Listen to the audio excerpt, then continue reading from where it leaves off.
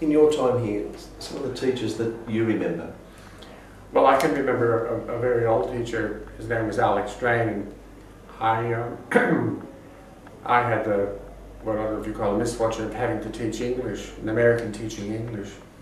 And I'd be sitting there trying to mark all the papers, and I was trying to conform to what everybody else was doing, because I thought that was, you know, if you're going to survive, that you have to do. And he pulled me aside and he said, Michael, be yourself. Be yourself. And he says, introduce the subject as a useful subject. So we did. We started to write letters to parliamentarians to get a flag for the school. We wrote letters to the licensee board so we could go to the Penfolds winery to see the industry of Australia. And these were the low-level classes.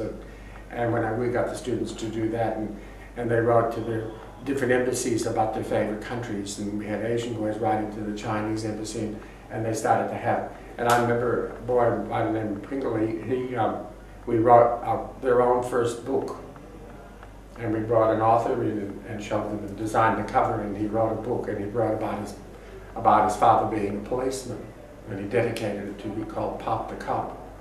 And then we made a library from that, and we showed them how the library operated, and we took a special excursion into the Mitchell Library. I mean, those days you could do that. Nowadays you have like 15 pages to fill in before you can have an excursion. You've got to plan it 9 months ahead, and by that time it's lost its freshness and its spontaneity. And that was what I meant before. You know, it became a battle, a battle of what you do. And then of course I became sneaky. I'd go. You became what? Sneaky. Sneaky. I'd say, I would say I went around the rules. You didn't break the rules, I went around the rules. Right.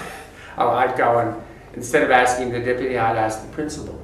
So therefore, if I got the approval of the principal, I didn't have to worry about what the deputy said, or what the year coordinator said, or what the thing, and of course, that caused problems, because in many instances, that's not, I suppose, the proper way to do it, but it worked and I did it. You taught one of the deputies, didn't you? Yes, Michael Blows. When he was here, every 10th of March, I used to go up to him and yell out, Blowsy, pull your socks up and get your hanky out and blow your nose, because that was the first time I met him when he was in year 5. And then to have him as my, not ruler, as my deputy telling me what to do, that was something to see, that here at one stage we were doing the basics, and now he was telling me to keep to the basics. And we used to always have a good joke about that. But it's always interesting that he understood how I operated, but then he would use that to keep me in check. Any students that sort of stand out? Well, I get surprises nearly every day with past students, and I think today I gave you a note of a student, Lopez, an art student, who used to do cartoons about the brothers, and they'd have the racing form behind their back, or a Playboy magazine or something, and be standing at the altar at Mass or something, and he'd have these little captions, and I asked him one day, I said, what are you going to do with your talent? And he didn't know, and so he decided that he'd go as a cartoonist, and we got him to go and do a cartoon for the Leader magazine, and then he got an apprenticeship at the Herald, and that led him to become art director of Mad magazine in New York, and he got an apprenticeship there. His dad used to say, there is no future in this.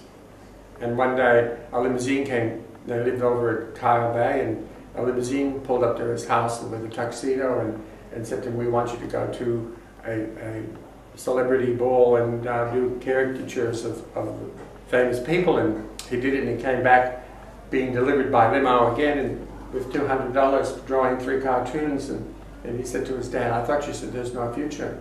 And I'm pleased to say that I've been in touch with him, and he also did the face cover to Mad magazine, Dancing with Wolves, if some of you can remember, and now he's an accomplished artist, and he's got artwork hanging in the National Art Gallery.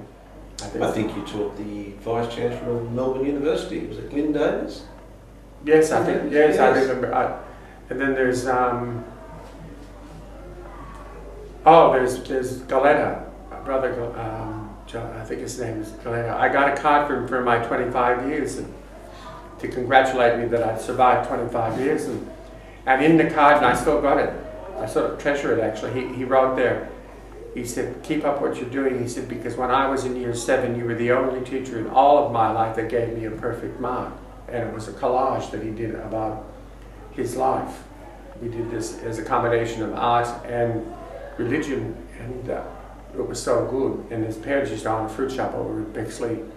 And he wrote that in the card. He said, I was the only teacher that gave him a perfect mark. And fancy here he is a principal at Dundas and sending me a card. We'd like to thank you for coming in today, and of course in this important year in the history of the school. We sometimes forget our history, and that's a school like this. It's had its ups and downs. I see it as a bit of like an old war horse that battles on, and it's still here today. Yes, that's something that when I said before about Kogarah seemed to be always the one in the focus, and always was the training area for all new different ideas, and I hope that tradition continues. And so, thank you again, Mr. Filtz, and we'll show you the front gate now. Thank you. Thanks, Filtz. Couldn't shut him up.